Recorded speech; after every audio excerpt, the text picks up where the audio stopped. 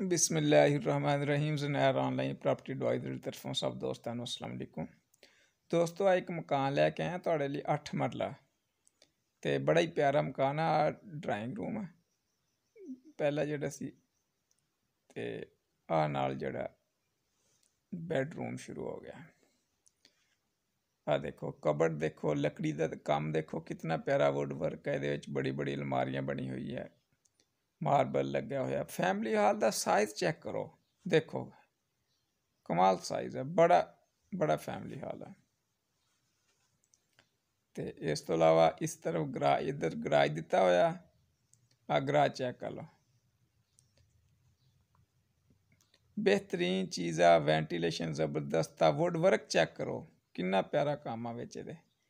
तीन इहदे विच बैडरूम आ bedroom check कर लो। एक पहले दिखाया सी तुहानूं। इस साइड ते किचन दिता गया, देखो कितना प्यारा डिसेंटली तैयार होया किचन है।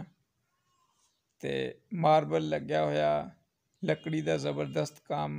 बड़ा रूम देखो, तीसरा रूम है, बेहतरीन वेंटिलेशन है।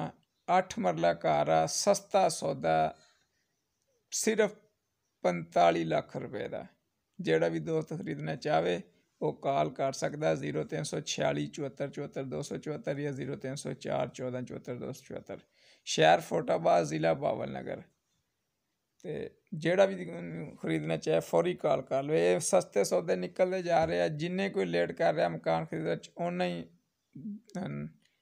देर हो रही है, उन्ना महंगा हो रहा है। जिन्नी कोई लेट कर रहा उन्ने महंगे मकान हो रहे।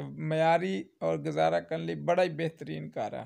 8 मरला ये मकान है, सिर्फ 45 लाख रुपए का खरीदने लिए कॉल कर लियो। मेरे आल पाकिस्तान प्रॉपर्टीज़ मेरा यूट्यूब चैनल है, उन्होंने लाजमी सबसक्राइब करियो।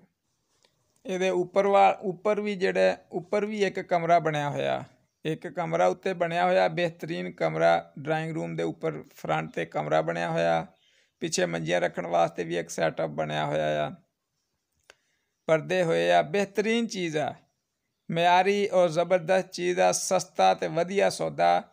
फिर ना कहियो भी सस्ती चीज़ हथों निकल गई है।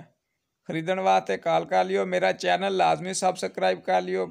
इनू वीडियो नू लाइक भी करियो और शेयर भी करियो दोस्तों के नाल। और आज 3 दफ़ा दरूद शरीफ पढ़ लो तो दिल खुश हो जाए। अल्लाहुम्मा सल्ली अला सय्यदना मुहम्मदिन व अला आलि सय्यदना मुहम्मद। अल्लाह हाफिज़।